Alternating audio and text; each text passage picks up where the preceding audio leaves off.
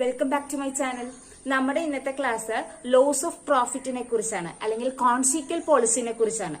നമ്മൾ insurance claim എന്ന മൊഡ്യൂളില് രണ്ട് ടൈപ്പ് ഇൻഷുറൻസ് ക്ലെയിംസ് ഉണ്ടെന്ന് നമ്മൾ പറഞ്ഞു. അതിൽ first type loss of asset including stock ആണ്. അതിന്റെ ക്ലാസ്സുകളായിരുന്നു കഴിഞ്ഞ കുറെ ക്ലാസ്സുകളായിട്ട് നമ്മൾ വീഡിയോ ഇട്ടുകൊണ്ടിരുന്നത്.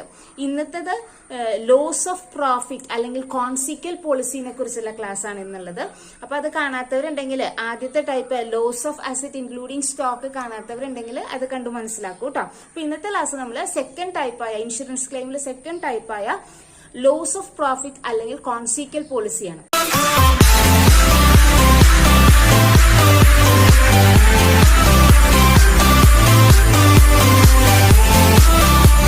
എന്താണ് ഈ കോൺസിക്വൽ പോളിസി അല്ലെങ്കിൽ ലോസ് ഓഫ് പ്രോഫിറ്റ് എന്ന് പറഞ്ഞാല്, നമുക്ക് ഫയർ വന്ന് നമ്മുടെ ബിൽഡിംഗ് തീ പിടിച്ചു കഴിഞ്ഞാല് ഇൻഷുറൻസ് കമ്പനി നമുക്ക് നമ്മുടെ അസറ്റിന് അല്ലെങ്കിൽ നമുക്ക് ഉണ്ടായ സ്റ്റോക്കിന് ലോസ് ഉണ്ടായ സ്റ്റോക്കിനൊക്കെ നമ്മള് ഇൻഷുറൻസ് കമ്പനി ഇൻഷുറൻസ് തരും.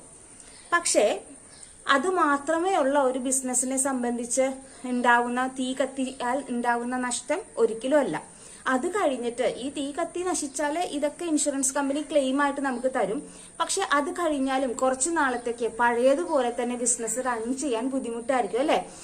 അവർക്ക് തീ കത്തി നശിച്ച കാരണം കൊണ്ട് ബിൽഡിംഗ് ഉണ്ടാവില്ല. അപ്പൊ പുതിയൊരു ബിൽഡിങ്ങിലേക്ക് അവർക്ക് ഷിഫ്റ്റ് ചെയ്യേണ്ടി വരും. അതേപോലെ തന്നെ അവിടെ ഉണ്ടായിരുന്ന വർക്കേഴ്സിനൊക്കെ കുറെ നാളത്തേക്ക് സാലറി കൊടുക്കേണ്ടി വരും. പ്രൊഡക്ഷൻ പഴയ പോലെ ഉണ്ടാവില്ല. അപ്പോ ഈ നഷ്ടങ്ങൾ പരിഹരിക്കാനായിട്ട് ഇൻഷുറൻസ് ചെയ്യാൻ പറ്റും. ഇതിനെയാണ് നമ്മൾ ലോസ് ഓഫ് പ്രോഫിറ്റ് അല്ലെങ്കിൽ കോൺസിക്വൽ പോളിസി എന്ന് പറയാം. അപ്പൊ ആദ്യം നമ്മുടെ ലോസ് ഓഫ് സ്റ്റോക്കിന് ക്ലെയിം കൊടുത്തതിന് ശേഷം മാത്രമാണ് ഈ ലോസ് ഓഫ് പ്രോഫിറ്റിന് അവര് സാങ്ഷൻ നമുക്ക് തരുള്ളൂ, ആ ക്ലെയിം നമുക്ക് തരുള്ളൂ. അപ്പൊ ആദ്യം ലോസ് ഓഫ് സ്റ്റോക്ക് നികത്തിയതിന് ശേഷമാണ് നമുക്ക് ലോസ് ഓഫ് ക്ലെയിം തരാം. അപ്പൊ കോൺസിക്വൽ പോളിസി എല്ലാവർക്കും എന്താണെന്ന് മനസ്സിലായെന്ന് വിചാരിക്കുന്നത്. ലോസ് ഓഫ് കോൺസിക്വൽ പോളിസി അല്ലെങ്കിൽ ലോസ് ഓഫ് പ്രോഫിറ്റ്. അപ്പൊ ബിസിനസ്സിന് ഫയർ കത്തി നശിച്ചാലും സ്റ്റോക്കിനും അസറ്റിനും ഒക്കെ നഷ്ടം സംഭവിക്കാം. അത് ഇൻഷുറൻസ് കമ്പനി തരും. അതിനുശേഷം ബിസിനസിന്റെ പ്രോഫിറ്റ് പഴയതുപോലെ ആവണമെന്നില്ല. കുറച്ചു നാളത്തേക്ക് അതിന് ബുദ്ധിമുട്ടുണ്ടാവും. ആ ബുദ്ധിമുട്ട് നികത്താനായിട്ട് ഇൻഷുറൻസ് കമ്പനി ക്ലെയിം തരും. അതിനെയാണ് നമ്മൾ ലോസ് ഓഫ് പ്രോഫിറ്റ് അല്ലെങ്കിൽ കോൺസിക്വൽ പോളിസി എന്ന് പറയാം. ഇനി നമുക്ക് ഇതിന്റെ ലോസ് ഓഫ് പ്രോഫിറ്റ് പോളിസിയുടെ ക്ലെയിം എങ്ങനെ കണ്ടുപിടിക്കണേന്നുള്ളത് നോക്കാം. അതിന് കുറച്ച് സ്റ്റെപ്സ് പറയുന്നുണ്ട്. ആ സ്റ്റെപ്സ് എന്തൊക്കെയാണെന്ന് നോക്കാം. അപ്പൊ നമുക്ക് നോക്കാം claim for loss of profit അല്ലെങ്കിൽ consequential policy.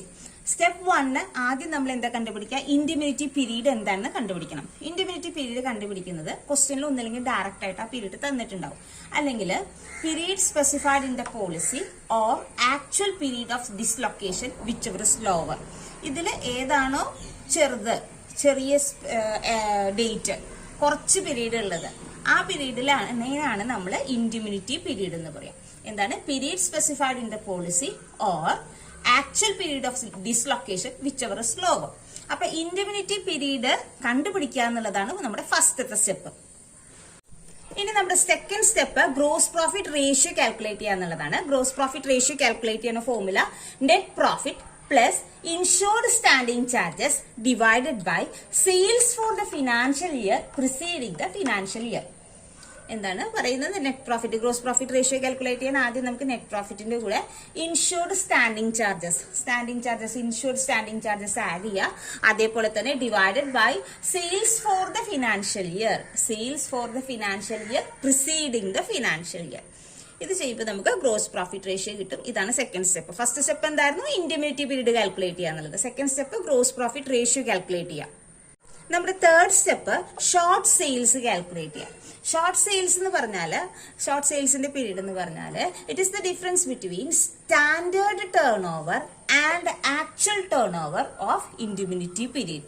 Standard turnover and actual turnover difference ആണ് നമ്മുടെ ഷോർട്ട് സെയിൽസ്. ഷോർട്ട് സെയിൽസ് എങ്ങനെ കണ്ടുപിടിക്കുക? It is the difference between standard turnover and actual turnover of indemnity period. നമ്മുടെ fourth step ആണ് gross profit on short sales calculate ചെയ്യുക എന്നുള്ളത്. Calculation of gross profit on short sale. അതെങ്ങനെ calculate ചെയ്യും?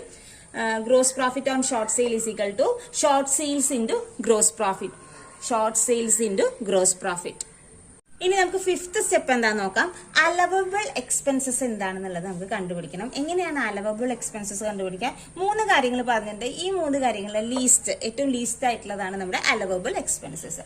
First, additional expenses or increased cost of working. Additional expenses or increased cost of working. Second, gross profit on sales generated by additional expenses. Then additional expenses into gross profit on adjusted annual turnover divided by gross profit on adjusted turnover minus uninsured standing charges. ഈ 3 എണ്ണത്തിൽ ഏറ്റവും least ഏതാണ്? അതാണ് നമ്മുടെ allowable expenses. Step 6 എന്താണ്? Net claim calculate ചെയ്യണം. Net claim calculate ചെയ്യാനായിട്ട് നമുക്ക് ലോസ് ഓഫ് പ്രോഫിറ്റ് എന്ന് പറഞ്ഞാൽ short sales into gross profit rate ആണ് ലോസ് ഓഫ് പ്രോഫിറ്റ്. അതിന്റെ കൂടെ അഡീഷണൽ എക്സ്പെൻസസ് നമ്മൾ സ്റ്റെപ്പ് 5 കണ്ടുപിടിച്ച അഡീഷണൽ എക്സ്പെൻസസ് ആഡ് ചെയ്യുക. ലെസ് ചെയ്യേണ്ടത് savings in insured standing charges. അത് ലെസ് ചെയ്യുക. അപ്പോൾ നമുക്ക് നെറ്റ് ക്ലെയിം കിട്ടും. ഇനി 7th step, apply average clause to find out the admissible claim. ഇങ്ങനെ 7 സ്റ്റെപ്പ് ഫോളോ ചെയ്തിട്ടാണ് നമ്മൾ ലോസ് ഓഫ് പ്രോഫിറ്റ് അല്ലെങ്കിൽ കോൺസിക്വൽ പോളിസിയിൽ എന്തുമാത്രം ഇൻഷുറൻസ് കമ്പനി ക്ലെയിം കൊടുക്കണം എന്നുള്ളത് കണ്ടുപിടിക്കാം. നമുക്ക് ഇത് പറഞ്ഞൊരു പ്രോബ്ലം ചെയ്ത് നോക്കാം. ക്വസ്റ്റ്യൻ ശ്രദ്ധിക്കാം. From the following information you are required to work out claim under the loss of profit insurance policy. Cover gross profit 1 lakh. Indemnity period 6 months. Damage due to fire accident on 30th December. Accounting year ends on 31st December. Net profit plus all standing charges in prior accounting year 1,50,000. Standing charges uninsured 25,000. Turnover of last accounting year was 5 lakh. The rate of gross profit being 25%. Annual turnover, namely turnover for 12 months immediately preceding the fire, 5,20,000. As a consequence of fire, there was a reduction in certain insured standing charges at the rate of 25,000 per annum. The standard turnover 2,60,000. Increased cost of working during the period of indemnity was rupees 20,000. Turnover over the period of indemnity was 1 lakh. And out of this turnover of rupees 80,000 was maintained due to increased cost of working. ഈ പ്രോബ്ലത്തിലെ first step 1 എന്താണ്? ഇൻഡിമ്യൂണിറ്റി period calculate ചെയ്യുക എന്നുള്ളതാണ്. ഇൻഡിമ്യൂണിറ്റി period എത്രയാണ്? പ്രോബ്ലത്തിൽ തന്നിട്ടുണ്ട് 6 months. Okay, second സ്റ്റെപ്പിൽ നമുക്ക് എന്താ ചെയ്യേണ്ടത്? ഗ്രോസ് പ്രോഫിറ്റ് റേഷ്യോ കാൽക്കുലേറ്റ് ചെയ്യണം അല്ലെ? ഗ്രോസ് പ്രോഫിറ്റ് റേഷ്യോ കാൽക്കുലേറ്റ് ചെയ്യാനായിട്ട് നമുക്ക് ഫോർമുല എന്താണ്? Net profit plus insured standing charges minus uninsured standing charges. ഇതിനകത്ത് നമുക്ക് പ്രോബ്ലത്തിനകത്ത് ഡിവൈഡഡ് ബൈ സെയിൽസ് ഇൻറ്റു 100. പ്രോബ്ലത്തിനകത്ത് നമുക്ക് നെറ്റ് പ്രോഫിറ്റും സ്റ്റാൻഡിംഗ് ചാർജസും ഒരുമിച്ച് 1,50,000 എന്നുള്ളതാണ് തന്നിരിക്കുന്നത്. അൺഇൻഷുർഡ് സ്റ്റാൻഡിംഗ് ചാർജസ് തന്നിരിക്കുന്നത് 25,000 ആണ്. അത് ലെസ് ചെയ്യുക. ഡിവൈഡഡ് ബൈ സെയിൽസ് 5 lakh ആണ്. ഇൻറ്റു 100 ചെയ്യുക. അപ്പോൾ നമുക്ക് എന്ത് കിട്ടും? ഗ്രോസ് പ്രോഫിറ്റ് റേഷ്യോ കിട്ടും. ദാറ്റ് ഇസ് 25% ആണ് നമ്മുടെ ഗ്രോസ് പ്രോഫിറ്റ് റേഷ്യോ. സ്റ്റെപ്പ് 3 നമുക്ക് കണ്ടത് ഷോർട്ട് സെയിൽസ് ആണ് അല്ലെ? ഷോർട്ട് സെയിൽസ് എങ്ങനെ കണ്ടുപിടിക്കും? Difference between standard turnover and actual turnover during indemnity period. Difference between standard turnover and actual turnover അതെല്ലാം നമ്മുടെ പ്രോബ്ലത്തിൽ തന്നിട്ടുണ്ട്. സ്റ്റാൻഡേർഡ് ടേൺ ഓവർ എത്രയാണ്? 2,60,000. അതേപോലെ തന്നെ ആക്ച്വൽ ടേൺ ഓവർ എത്രയാണ്? 1 lakh. മൈനസ് ചെയ്യുമ്പോൾ നമുക്ക് 1,60,000 എന്ന് കിട്ടും. ഇതാണ് നമ്മുടെ എന്ത്? Short sales. ഓക്കെ, ഇതാണ് സ്റ്റെപ്പ് 3. 4th സ്റ്റെപ്പിൽ നമ്മൾ കാൽക്കുലേറ്റ് ചെയ്യേണ്ടത് gross profit on short sales ആണ് അല്ലെ? ഫോർമുല എന്താണ്? Gross profit on short sales calculate ചെയ്യാനുള്ള formula short sales into gross profit ratio. നമുക്ക് ഷോർട്ട് സെയിൽസ് ഇവിടെ നമ്മൾ കണ്ടുപിടിച്ചു. എത്രയാണ്? 1,60,000.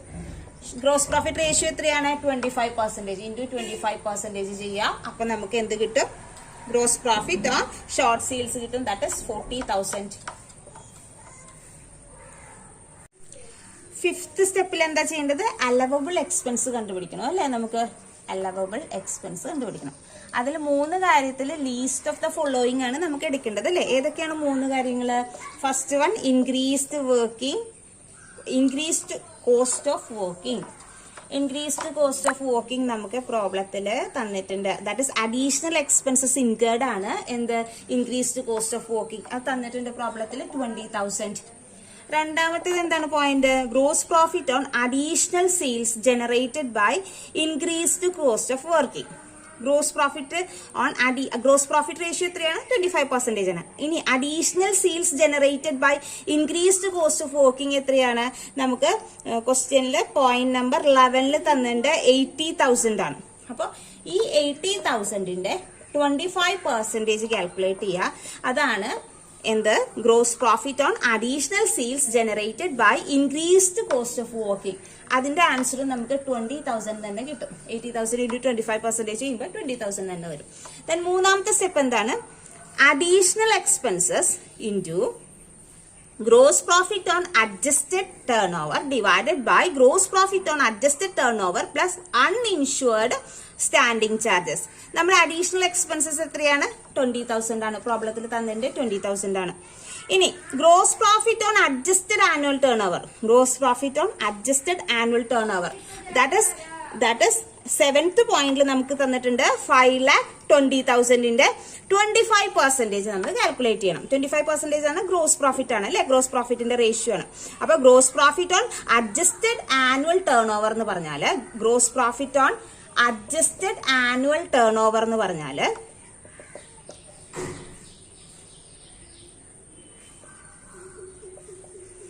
ടേൺ ഓവർ എന്ന് പറഞ്ഞാല് 5,20,000 നമ്മുടെ 7th പോയിന്റിൽ പറഞ്ഞിട്ട് ആനുവൽ ടേൺ ഓവർ 5,20,000 ആണെന്ന്. അതിന്റെ ഗ്രോസ് പ്രോഫിറ്റ് റേഷ്യോ കാണാം. 5,20,000ന്റെ 25% കാണാം. ദാറ്റ് ഇസ് 1,30,000 ആണ് നമ്മുടെ എന്ത് ഗ്രോസ് profit on adjusted annual turn over. അപ്പൊ നമുക്ക് നമ്മുടെ മൂന്നാമത്തെ സ്റ്റെപ്പ് എന്താണ്? മൂന്നാമത്തെ സ്റ്റെപ്പിൽ നമ്മൾ അഡീഷണൽ എക്സ്പെൻസസ് 20 lakh എഴുതി. അതിന്റെ കൂടെ ഈ gross profit on adjusted annual turnover that is 1,30,000 divided by gross profit on adjusted turnover. Gross profit on adjusted turnover ഇത് തന്നെയാണ് 1,30,000 തന്നെ plus uninsured standing charges. Uninsured standing charges നമുക്ക് പ്രോബ്ലത്തിൽ തന്നിട്ടുണ്ട്. സ്റ്റെപ്പ് 5ൽ പറഞ്ഞിട്ടുണ്ട്. 5.5ൽ പറഞ്ഞിട്ടുണ്ട് എത്രയാണ്? 25,000. ഇത്രയും ചെയ്യുമ്പോൾ നമുക്ക് എന്ത് കിട്ടും? 16,774 ആൻസർ വരും. ഇതിനകത്ത് ഏറ്റവും ലീസ്റ്റ് ഏതാണ്? 3 സ്റ്റെപ്പിൽ ഏറ്റവും ലീസ്റ്റ് ഏറ്റവും കുറവുള്ളത് എമൗണ്ട് ആണ് 20,000, 20,000, 16,774. ഇതിൽ ഏതാണ് ഏറ്റവും ലീസ്റ്റ് ആയിട്ടുള്ളത്? ഏറ്റവും ലീസ്റ്റ് ആയിട്ടുള്ളത് തേർഡ് ആണ് അല്ലെ? അപ്പൊ ഈ തേർഡ് ആണ് നമ്മൾ അലവബിൾ എക്സ്പെൻസസ് ആയിട്ട് കാൽക്കുലേറ്റ് ചെയ്ത് വെക്കുക. അലവബിൾ എക്സ്പെൻസസ് എത്രയാണ്? നമ്മുടെ 16,774. ഇനി സ്റ്റെപ്പ് 6ൽ നമുക്ക് എന്താ കാൽക്കുലേറ്റ് ചെയ്യേണ്ടത്? സ്റ്റെപ്പ് 6ൽ നമുക്ക് നെറ്റ് ക്ലെയിം കാൽക്കുലേറ്റ് ചെയ്യണം അല്ലെ? നെറ്റ് ക്ലെയിം കാൽക്കുലേറ്റ് ചെയ്യാനായിട്ട് നമുക്ക് ലോസ് ഓഫ് പ്രോഫിറ്റ് നമ്മൾ കണ്ടുപിടിച്ച് വെച്ചിട്ടുണ്ട്. ലോസ് ഓഫ് പ്രോഫിറ്റ് എത്രയാണ്? സ്റ്റെപ്പ് 4ൽ കാൽക്കുലേറ്റ് ചെയ്തിട്ടുണ്ട്. സ്റ്റെപ്പ് 4ൽ gross profit on short sales നമ്മൾ കാൽക്കുലേറ്റ് ചെയ്തിട്ടുണ്ട്. അതാണ് നമ്മുടെ loss of profit 40,000. Then admissible increased cost of working നമ്മൾ സ്റ്റെപ്പ് 5ൽ കണ്ടുപിടിച്ച തൊട്ട് മുന്നേ 6ന് മുന്നേ കണ്ടുപിടിച്ച ലീസ്റ്റ് ഓഫ് ദ ഫോളോയിങ് ഉണ്ടല്ലോ. നമ്മൾ 3 എണ്ണത്തിൽ ഏറ്റവും ലീസ്റ്റ് ആയിട്ടുള്ള amount that is admissible increased cost of working. Admissible increased cost of working that is 16,774. ഇത് രണ്ടും കൂടെ ആഡ് ചെയ്യുക. അപ്പൊ നമുക്ക് 56,774 എന്ന് വരും. അതിന്റെ കൂടെ ഒരു ഐറ്റം ലെസ് ചെയ്യാനുണ്ട്. അതെന്താണ്? Saving in standing charges. Saving in standing charges. Saving in standing charges amount എത്രയാണ്? സേവിംഗ് ഇൻ സ്റ്റാൻഡിംഗ് ചാർജസ് കാണാനായിട്ട് നമുക്ക് 25,000 ഡിവൈഡഡ് ബൈ 2 ചെയ്യണം. എന്തുകൊണ്ടാണ് നമ്മൾ ഡിവൈഡഡ് ബൈ 2 ചെയ്തത്? നമ്മുടെ പോയിന്റ് 8ൽ പറഞ്ഞിട്ടുണ്ട് a consequence of fire as a consequence of fire there was a reduction in certain insured standing charges at rate of 25,000 per annum. Per ആനത്തിൽ 25,000 ആണ് വന്നിരിക്കുന്നത് അല്ലെ? പക്ഷെ നമ്മുടെ ഇൻഡിമിനിറ്റി പീരീഡ് എത്രയാണ്? 6 months ആണ്. ഓക്കെ, അപ്പൊ 6 monthsലേക്ക് വേണ്ടത് മാത്രം നമ്മൾ എടുത്താൽ മതി. ഓക്കെ, അപ്പൊ നമ്മൾ അതിന്റെ പകുതി എടുത്തു. ഓക്കെ, ഇത് ഒരു വർഷത്തേക്കാണ് 25,000 ഉള്ളത്. നമുക്ക് 6 മന്ത്സിലേക്ക് മതി. അപ്പൊ ഡിവൈഡഡ് ബൈ 2 ചെയ്തു. അപ്പൊ നമുക്ക് ആൻസർ 12,500 എന്ന് വരും. ഓക്കെ, ഈ 12,500 ലെസ് ചെയ്യുക, ഈ എമൗണ്ടിന്റെ കൂടെ 12,500 ലെസ് ചെയ്യുക. അപ്പൊ നമുക്ക് 44,274 എന്ന് വരും. ഇതാണ് നമ്മുടെ നെറ്റ് ക്ലെയിം. അപ്പൊ നമ്മൾ ഈ സ്റ്റെപ്പിൽ സ്റ്റെപ്പ് 6 എന്താ കാൽക്കുലേറ്റ് ചെയ്തത്? Net claim. ക്ലെയിം കാൽക്കുലേറ്റ് ചെയ്യാനായിട്ട് ലോസ് ഓഫ് പ്രോഫിറ്റ് നമ്മൾ സ്റ്റെപ്പ് 4 കാൽക്കുലേറ്റ് ചെയ്തിട്ടുണ്ട്. അഡ്മിസിബിൾ ക്ലെയിം നമ്മൾ തൊട്ട് മുന്നത്തെ സ്റ്റെപ്പ് 5 കാൽക്കുലേറ്റ് ചെയ്തിട്ടുണ്ട്. അതിന്റെ കൂടെ standing charges, savings in standing charges less ചെയ്യുക. സേവിങ്സ് ഇൻ സ്റ്റാൻഡിംഗ് ചാർജസ് നമുക്ക് പ്രോബ്ലത്തിൽ തന്നിരിക്കുന്നത് 1 ഇയറിന്റെ ആണ്. നമ്മൾ 6 മന്ത്സിന്റെ മാത്രം എടുത്താൽ മതി.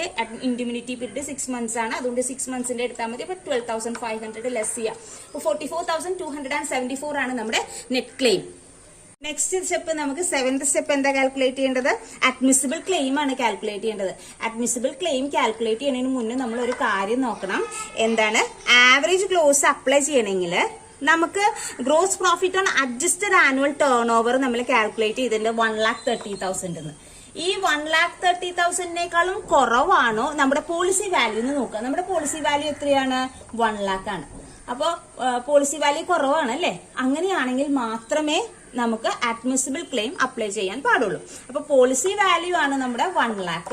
ഇത് നമ്മുടെ gross profit on adjusted annual ടേൺ ഓവറിന്റെ എമൗണ്ട് ആണ് 1,30,000. അപ്പൊ ഇതിനേക്കാളും പോളിസി വാല്യൂ കുറവായതുകൊണ്ട് നമുക്ക് അഡ്മിസിബിൾ ക്ലെയിം അപ്ലൈ ചെയ്യാം. അഡ്മിസിബിൾ ക്ലെയിം അപ്ലൈ ചെയ്യുന്നത് നമ്മൾ തൊട്ട് മുന്നേ കണ്ടുപിടിച്ച നെറ്റ് ക്ലെയിം സ്റ്റെപ്പ് 6 കണ്ടുപിടിച്ച നെറ്റ് ക്ലെയിം എത്രയാണ്? 44,274 into policy value. Policy value എത്രയാണ്? 1 lakh ഡിവൈഡഡ് ബൈ നമ്മുടെ gross profit on adjusted annual turnover, that is 1,30,000. അപ്പൊ നമ്മുടെ ആൻസർ 34,507 എന്ന് വരും. 34,057 എന്ന് വരും ആൻസർ കേട്ടോ. 34,057. ഇങ്ങനെയാണ് നമ്മൾ അഡ്മിസിബിൾ ക്ലെയിം കണ്ടുപിടിക്കേണ്ടത്. ഇത് എന്തിനെ സംബന്ധിച്ചാണ് നമ്മൾ പറഞ്ഞുകൊണ്ടിരിക്കുന്നത്? ലോസ് ഓഫ് പ്രോഫിറ്റ് പോളിസിനെ കുറിച്ചാണ്. ലോസ് ഓഫ് പ്രോഫിറ്റ് പോളിസിയിൽ അഡ്മിസിബിൾ ക്ലെയിം കണ്ടുപിടിക്കാനായിട്ട് 7 സ്റ്റെപ്സ് ഉണ്ട്. ആ ഓരോ സ്റ്റെപ്പ് ഫോളോ ചെയ്ത് കഴിയുമ്പോൾ നമുക്ക് ലാസ്റ്റ് അഡ്മിസിബിൾ ക്ലെയിം എത്രയാണെന്നുള്ളത് കിട്ടും. അപ്പൊ ഇന്നത്തെ ക്ലാസ് എല്ലാവർക്കും മനസ്സിലായി എന്ന് വിചാരിക്കുന്നു. വീഡിയോ ഇഷ്ടപ്പെട്ടവര് ലൈക്ക് ചെയ്യാനും ഷെയർ ചെയ്യാനും കമന്റ് ചെയ്യാനും ഒന്നും മറന്നേക്കരുത്. ആദ്യമായിട്ട് കാണുന്നവരുണ്ടെങ്കിൽ ഒന്ന് സബ്സ്ക്രൈബും കൂടെ ചെയ്തേക്ക്. സബ്സ്ക്രൈബിന്റെ അടുത്ത് കാണുന്ന ബെല്ലൈക്കണിൽ ഓൾ ഓപ്ഷൻ കൂടെ പ്രസ് ചെയ്താൽ ഞാനിടുന്ന പുതിയ വീഡിയോസിന്റെ ഒക്കെ നോട്ടിഫിക്കേഷൻ നിങ്ങൾക്ക് അപ്പോൾ ലഭിക്കും. മറ്റൊരു ടോപ്പിക്കായിട്ട് നമുക്ക് അടുത്ത ക്ലാസ്സിലൂടെ ഉടൻ തന്നെ കാണാം. Thank you for watching my video.